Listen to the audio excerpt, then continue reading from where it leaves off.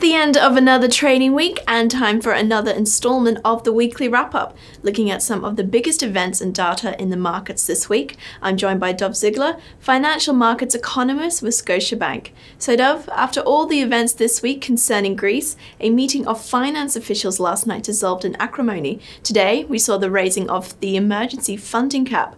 With leaders calling for an emergency summit on Monday, what can we expect from this meeting in light of the week's events?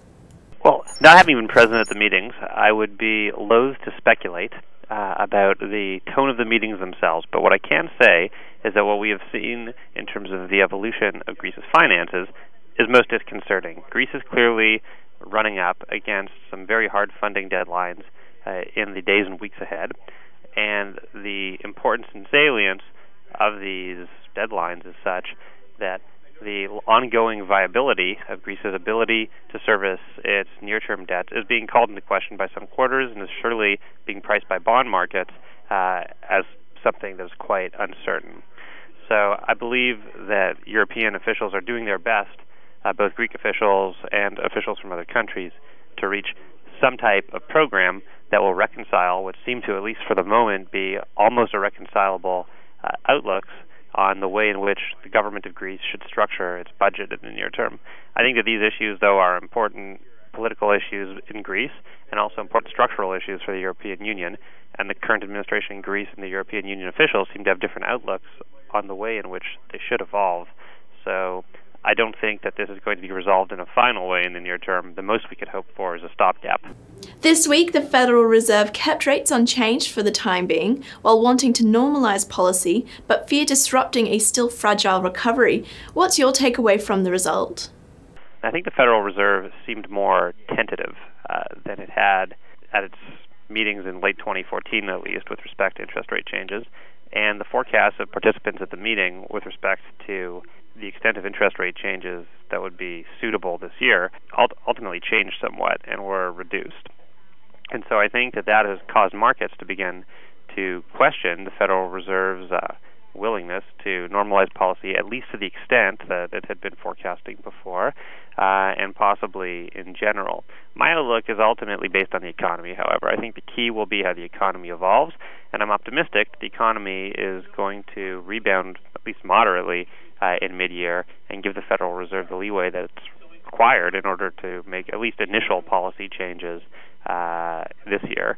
So I think that that's really the key. The key is the Federal Reserve seeing that the economy can validate its hopes for changing interest rates. Now, I think there's a three-part matrix that the Federal Reserve is focused on right now: jobs, inflation, and growth. I think that jobs data this year and last year have surely validated initial changes in the federal funds rate. I think that inflation numbers, at least in terms of core CPI, have at least avoided some of the most feared outcomes during the oil price decline last year, and now can validate an initial change in the interest rate. And the question mark has been growth, because growth is ultimately required in order to sustain ongoing gains in jobs and improvements in inflation. I think that the growth numbers lagged clearly during the first quarter, and that's why the importance of an uptick in mid-year is paramount. And just out, Canada's inflation rate advanced in May from a month earlier, while retail sales for April posted a surprise decline. What's your takeaway from these results, and what are they indicating for the Canadian economy? Well, I think structurally the Canadian economy has a big question before it. And that question is, what is the extent of the economic consequences that are a result of the decline in the oil price? The economy was quite weak during the first quarter, and the big question mark surrounds the rebound into mid-year. Will there be one, and what will its extent be?